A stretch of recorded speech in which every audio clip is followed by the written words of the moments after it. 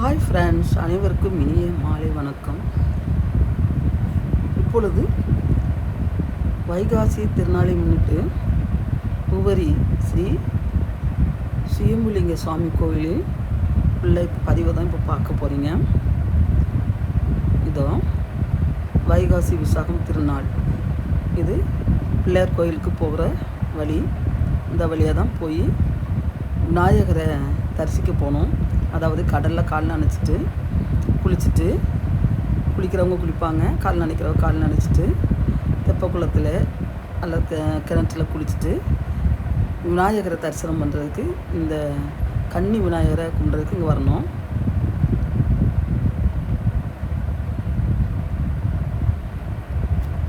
வைகாசி விசாகம் 3 நாட்கள் வெகு சிறப்பாக நடைபெற்றது.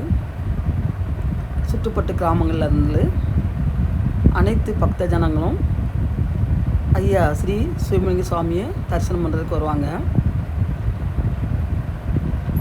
இது இந்த கோயில் திருநெல்வேலி மாவட்டம், அதாவது கன்னியாகுமரி தூத்துக்குடி டு தேசிய நெடுஞ்சாலையில் மத்தியில் தான், மெயின் ரோடு மத்தியில் தான், கடற்கரை ஓரத்தில் ஸ்ரீ சுயம்புலிங்க சுவாமி ஐயா இருக்கிறாங்க. இதுதான் தெப்பக்குளம். இந்த தெப்பக்குளத்தில் தான் புனித நீர் ஆடிட்டு அங்கே வருவாங்க. தெப்பத்தோராட்டம் இது தெப்ப திருவிழாவும் இந்த தெப்பக்குளத்தில் தான் நடைபெறும்.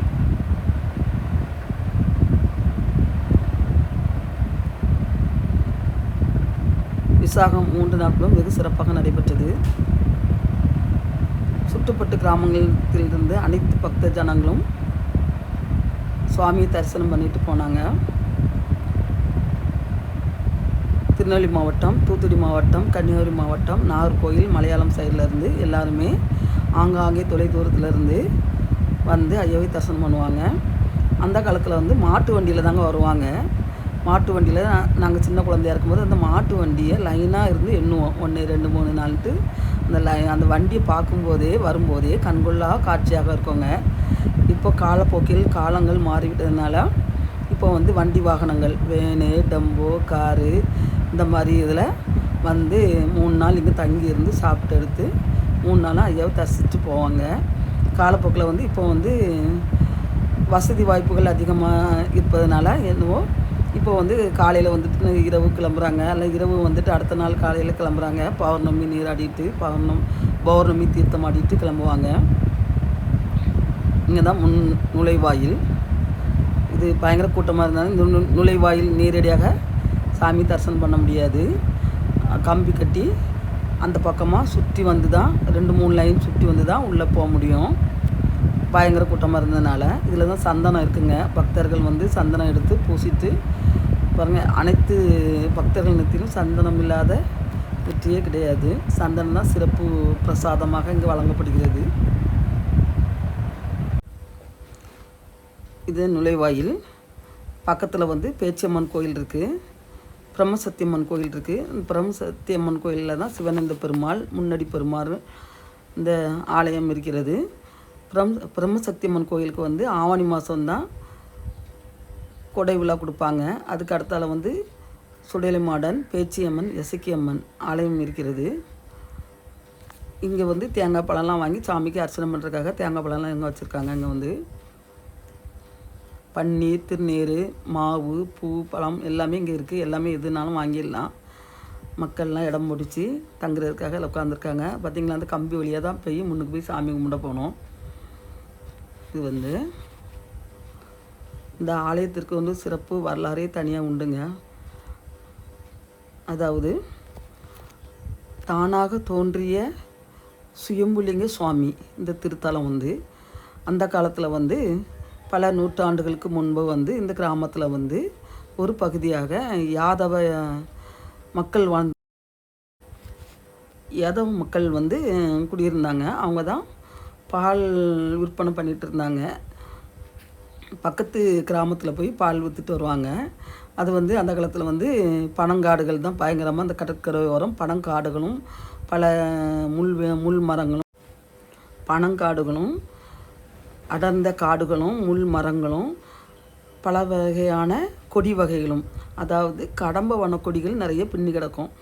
இப்படி இருக்கும்போது அந்த யாதவ பெண்மணி பக்கத்து கிராமத்துக்கு இந்த கடற்கரை வழியாக பால் கொண்டு போய் விற்றுட்டு வருவாங்க. இப்படி காலையில் மாலையில் விற்றுட்டு வரும்போது ஒரு நாள் அந்த கடம்பவன கொடி கால் தட்டி பால் அந்த இடத்துல கொட்டிச்சு. கொட்டும்போது ஒரு நாள் தானே லேசாக கொட்டிட்டு அப்படின்ட்டு அதை கவனிக்காமல் அப்படி தினசரி பால் கொண்டு போய் விற்றுட்டு வந்துட்டுருக்காங்க. தினசரியும் அந்த கால் எதடி அதில் பால் கொட்டும். இப்படி இருக்கும்போது வீட்டில் அவங்க கணவரிடம் சொல்கிறாங்க அந்த யாதவ பெண்மணி. இப்படி இருக்கும்போது அவங்களுடைய கணவரும் சரி வா நம்ம போய் பார்க்கலான்ட்டு எந்த இடம்னுட்டு போய் பார்க்க போயிருக்காங்க. அந்த இடத்த காட்டியிருக்காங்க. அதில் கடம்பவன கொடி அடர்ந்த பகுதியாக பின்னி கிடந்திருக்கு. இவரும் அந்த அவருடைய கணவரும் அருவா வச்சு ஓங்கி வெட்டும்போது அதில் ரத்தம் பீறிட்டு வந்திருக்கு. பீறிட்டு வரும்போது அந்த ரத்தம் வரும்போது இவர் ஆச்சரியப்பட்டு பக்கத்தில் உள்ளவங்களெல்லாம் கூட்டிகிட்டு அதை காட்டியிருக்காங்க. எல்லாருமே அதிசயப்பட்டு என்னடான்னு பார்த்தோன்னா அதில் சுயம்புமாக மாறி காட்சி கொடுக்குறாரு சுயம்புலிங்க சாமி. அது அவங்களுக்கு என்னன்னே அது புரியலை. அப்போ இந்த ரத்தத்தை நிப்பாட்டுறதுக்கு என்ன பண்ண அப்படின்ட்டு சந்தனத்தை அதில் கலக்கி சந்தனத்தை அப்படியே அப்பி அந்த இடத்துல ரத்தம் வர்ற இடத்துல வச்சுருக்காங்க. ரத்தம் நின்றுச்சு. இப்படி இருக்கும்போது கனவுல சுயம்புலிங்க சாமி சுயம்புவாக இருக்கிறார்ல, இந்த ஊர் பெரியவங்க, அந்த ஊரில் ஒரு பெரியவங்க இருப்பாங்கள்ல, அந்த ஊர் பெரியவர் கனவுல போய் நான் இந்த மாதிரி சுயம்புவாக அந்த இடத்துல இருக்கேன், நீங்கள் அதில் ஒரு குருத்தோலை நட்டு என்னை வழிபடுங்க, உங்களுக்கு நான் நல்லா அருள் பாவிக்கிறேன் அப்படின்ட்டு கனவுல போய் சொல்லியும் அந்த பெரியவர் முழிச்சிடுறாங்க. அடுத்த நாள் பக்கத்து உள்ள பெரியவங்களெல்லாம் கூட்டிகிட்டு போய் அந்த இடத்துக்கு போகிறாங்க. அதில் ஒரு குருத்தோலை நட்டி பூஜையும் பண்ணி சிறப்பு பூஜையும் பண்ணி வழிபடுறாங்க. அதுதான் சுயம்புலிங்க சாமி வரலாறு. அப்புறம் நாள் படம் நல்ல கல்மண்டம், பெரிய கல்மண்டமாக உருமாறியாச்சு. அவங்க தான் பரம்பரை அக்தராக இருந்தாங்க. இப்போ அவங்களுடைய வழி வகை பேரன் பேசோ ராதாகிருஷ்ணன் அவர்கள் நிர்வாகத்தில் தான் பரம்பரை தர்மகர்த்தாவாக இப்போ அவங்க கவனிப்பில் தான் இந்த கோயில் நிர்வாகம் இருக்கிறது. இதுதான் சாமியோட தல வரலாறு. இப்போவும் அந்த வெட்டுப்பட்ட இடம், அந்த மூலவர் தானாக தோன்றிய சுயம்புலிங்க சுவாமி, அந்த மூலவர் வெட்டுப்பட்ட இடமும் இப்பவும் இருக்குது. நம்ம அபிஷேகம் பார்க்கும்போது நீங்களும் பாருங்கள், மக்களை பக்த ஜனங்களே, நீங்களும் அபிஷேகம் நடக்கும்போது சாதாரண நாள் பாருங்கள். அப்போது அந்த வெட்டுப்பட்ட இடம் அப்படி பள்ளமாக காட்சி அருள் பாவிக்கிறாரு. அதில் தான் சந்தனம் நிறைய வச்சு சிறப்பு அலங்காரம் பண்ணி சுயம்புலிங்க சாமியை நம்ம வழிபடுறோம். அந்த பிரசாதத்தை எடுத்து தான் மக்களுக்கு பிரசாதமாக கொடுக்குறாங்க. அந்த சந்தனத்தை தான் அதை நம்ம வாங்கி சாப்பிட்டா நமக்கு ஒரு மனசு ஒரு குளிர்ச்சியை தரும். எப்பேற்பட்ட கஷ்டமாக இருந்தாலும் அந்த சந்தனத்தை சாப்பிடும்போது நமக்கு ஒரு மகிழ்ச்சி கிடைக்கும்.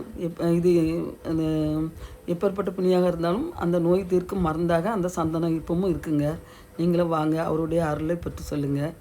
அவ்வளோ பிரசித்தி பெற்ற ஆலயம் தாங்க இந்த ஓரி சுயம்புலிங்க சாமி. அந்த ஆலய வரலாறு தான் இது. இப்போவும் எங்கெங்கெல்லாமோ இருந்து பக்தர்கள் அவரோட தரிசித்துட்டு போகிறாங்க. நீங்களும் வெகு தொலைவிலிருந்து இதை பார்த்து யூடியூப்பில் நீங்கள் இந்த பதிவை பார்த்துட்டு அவருடைய அருளை பெறுறதுக்கு வாங்க அன்பு பக்த ஜனங்களே. இப்போ சப்பரம் இளம் தீர்த்தமாக ஆகிறது. கோட்டையை சுற்றி தாரை தம்பட்டத்தோட கோட்டையை சுற்றி வைகாசி விசாகமில் கோட்டையை சுற்றி இந்த பக்கம் பக்த ஜனங்கள் அர்ச்சனை பண்ணுறாங்க. அதோ பாருங்கள், கோடான கோடி மக்கள் வந்திருக்காங்க. ஒவ்வொருத்தர் லைனாக நின்று எந்த ஒரு இடைஞ்சலும் இல்லாமல் லைனாக போய் ஒவ்வொருத்தராக போய் அர்ச்சனை பண்ணிட்டு வர்றாங்க. சிறப்பு அர்ச்சனை பரிவட்டத்தோட ஐயா. இந்த வைகாசி விசாகம் இங்கே சுப்பிரமணிய சாமியும் வள்ளி தேவயானையோடு இருக்காங்க. அந்த வைகாசி விசாகம் சுப்பிரமணிய சாமி தான் சப்பரத்தில் வருவாங்க. வள்ளி தேவானையோட காட்சி தருகிறார் சுப்பிரமணிய சாமி. ஆருத்ரா தரிசனம் மார்கழி மாதம் சிறப்பு தரிசனமாக திருவாதிரை நட்சத்திரத்தில் ஆருத்ரா தரிசனம் நடக்கும். அதில் அம்பிகையுடன் மனோன்மணி சந்திரசேகர மனோன்மணி அம்பிகையுடன் வருவார். தில்லை நடராஜர் அலங்காரத்தோட ஆருத்ரா தரிசனம் காட்சியோடு தருவார் திருவாதிரை அன்று. அப்புறம் சிறப்பு பூஜைகள் ஆடி அமாவாசையும் வெகு சிறப்பாக நடைபெறும். கார்த்திகை மாதம் சோமவார திங்களும் வெகு சிறப்பாக நடைபெறும். மாதந்த வெள்ளிக்கிழமை, கடைசி வெள்ளிக்கிழமை, மாதந்த வெள்ளிக்கிழமை அன்றைக்கும் சப்பரம் ராத்திரி இரவு 12 மணிக்கு வரும். அதுவும் வெகு சிறப்பு பூஜை நடைபெறும். அப்புறம் பிரதோஷ குழுவினரால் வைகாசி பிரதோஷம் வருஷாபிஷேகம் சிறப்பாக நடைபெறும். கார்த்திகை மாதம் சோமவாரம் 4 திங்கட்கிழமையும் சோமவார சப்பரமும் வரும். அந்த சிறப்பு பூஜை நடைபெறும். தைப்பூசம் 10 நாட்களும் கொடியேற்றத்துடன் காலையில் விநாயகர் பெருமான் சப்பரம் வரும். இரவு சந்திரசேகர மனோன்மணீஸ்வரர் ஒவ்வொரு வாகனத்திலையும் கோட்டையை சுற்றி வருவாங்க. சிறப்பு பூஜையும் நடைபெறும். 10ஆவது நாள் 9ஆம் நாள் தேரோட்டம் தங்கத்தேர் இருக்குது. அம்பிகைக்கு தேர், விநாயகர் தேர், பெரிய தேர் சந்திரசேகர மனோன்மணீஸ்வரர் வலம் வருவாங்க. அந்த கிராமத்தை சுற்றி வலம் வருவாங்க. எல்லோரும் தேர் வடம் பிடிக்கிறதுக்கு இப்போ எல்லா மாவட்டங்களிலேருந்தும் ஆட்கள் எல்லோரும் இந்த சுயம்புலிங்க சாமி கோயிலுக்கு வருவாங்க. தேர் வடம் பிடிப்பாங்க. 10ஆவது நாள் தெப்பத்திருவிழா வெகு சிறப்பாக நடைபெறும். இது வைகாசி மாதம் வைகாசி திருவிழா வெகு சிறப்பாக நடைபெறுகிறது. சிறப்பு அன்னதானமும் நடைபெறும். இங்கே பார்த்திங்களா, வான வேடிக்கையுடன் தாரை தம்பட்டத்துடன் ஐயா பவனி வருகிறார். சப்பரத்தில் சுப்பிரமணிய சுவாமி வள்ளி தேவயானியுடன் சமீத தம்பதியராக வர்றாங்க சப்பரத்தில். தைப்பூசமும் வெகு சிறப்பாக நடைபெறும். வைகாசி விசாகமும் வெகு சிறப்பாக நடைபெறும். இப்போது ராஜகோபுரம் வேலையும் நடைபெற்று கொண்டிருக்கிறது. தங்கத்தேர் மதுரையில் உள்ள பக்தர்கள், ஒரு டாக்டர் குடும்பம் பக்தர்கள் அண்ணன் தம்பியோட சேர்ந்து தங்கத்தேர் 2 கோடி செலவில் பண்ணிங்க வச்சுருக்காங்க. கோயிலில் தான் இருக்குது. தேர் வெள்ளோட்டமும் நடைபெற்றது. தேர்வாடம் பிடிச்சி சிறப்பு பூஜை நடத்தினாங்க அன்று.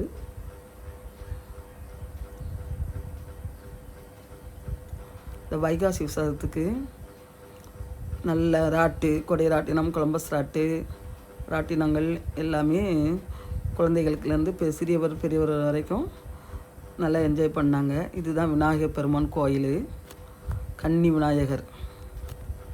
அப்புறம் விநாயகரை வழிபட்டு தான் கடலில் தீர்த்தம் ஆடிவிட்டு தெப்ப குளத்தில் குளிச்சுட்டு இங்கே விநாயகரை கும்பிட்றதுக்கு வருவாங்க பக்தர்கள் அனைவரும். இது மண் தோசம் உள்ளவங்க இங்கே மண் தோசை நிவர்த்தி பண்ணுறதுக்கு கடலில் உள்ளே போய் கடையில் பிளாப்பட்டி வாங்கிட்டு கடல் உள்ளேருந்து மண்ணை எடுத்து இந்த கரையில் கொட்டுவாங்க. எப்பேற்பட்ட தோசமாக இருந்தாலும் சரி, இந்த மண் சமந்து இதில் கொண்டு போட்டால் அந்த தோசங்கள் நிவர்த்தி ஆகும்ங்கிற ஒரு ஐதீகம் காலம் தொட்டு இந்த ஐதீகம் இப்போவும் நடைபெறுகிறது. மண் தோசைங்கிறதுக்காக பக்தர்கள் இந்த மண்ணை எடுத்து வெளியே கொட்டுறாங்க. 11 பட்டி 21 பட்டின்ட்டு கொட்டுவாங்க. எப்பேற்பட்ட மண் தோசம் இருந்தாலும் நிவர்த்தி ஆகும் என்கிற ஐதீகம். பார்த்தீங்களா, எங்கள் ஐயாவின் அருள் எப்படி இருக்குன்ட்டு பாருங்கள். எல்லா பக்தர்களுக்கும் அருள் பாவிக்கிறார் உவரி ஸ்ரீ சுயம்புலிங்க சுவாமி. தென்னாடுடைய சிவனே போற்றி, எந்நாட்டவர்க்கும் இறைவா போற்றி, எங்கும் நிறைந்த இறைவா போற்றி, அண்ணாமலையானே போற்றி, கைலாசநாதனே போற்றி, சிதம்பரநாதனே போற்றி, தில்லை அம்பலத்தானே போற்றி. ஹரஹரம்பா.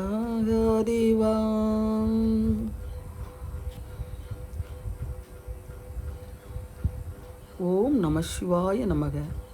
ஓம் நம சிவாய நமக. ஓம் நம சிவாய நமக. ஓம் ஸ்ரீ சோமநாதீஸ்வராய நமக. ஓம் ஸ்ரீ மல்லிகார்ஜுனேஸ்வராய நமக. ஓம் ஸ்ரீ ஓம்காரகாளீஸ்வராய நமக. ஓம் ஸ்ரீ மங்களேஸ்வராய நமக. ஓம் ஸ்ரீ வைத்திய பீம சங்கரேஸ்வராய நமக. ஓம் ஸ்ரீ ராமேஸ்வராய நமக. ஓம் ஸ்ரீ நாகேஸ்வராய நமக. ஓம் ஸ்ரீ விஸ்வேஸ்வராய நமக. ஓம் ஸ்ரீ திரையம்பகேஸ்வராய நமக. ஓம் ஸ்ரீ கேதாரீஸ்வராய நமக. ஓம் ஸ்ரீ குஸ்ரினேஸ்வராய நமக. இந்த மந்திரத்தை ஒரு பழமையான சிவன் கோவிலில் நம்ம சொல்லி வந்தால், பாராயணம் பண்ணி வந்தால் 27 தலைமுறைக்கு முன்னால் செய்த பாவங்கள் எல்லாம் நீங்கும் என்று ஒரு ஐதீகம். நீங்களும் இந்த மந்திரத்தை சொல்லுங்கள். பழமையான சிவன் கோயில் இங்கு ஓவரி சுயம்பலிங்க சாமின்னு நான் அடிக்கடி இந்த மந்திரத்தை சொல்லுவேன். நீங்களும் சொல்லுங்கள்.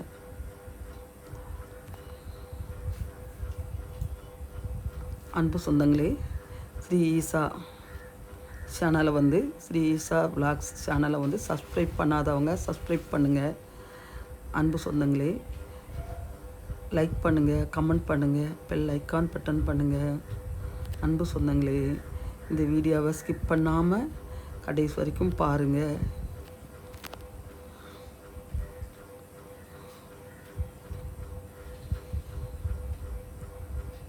அன்பு சொந்தங்களே, வணக்கம்.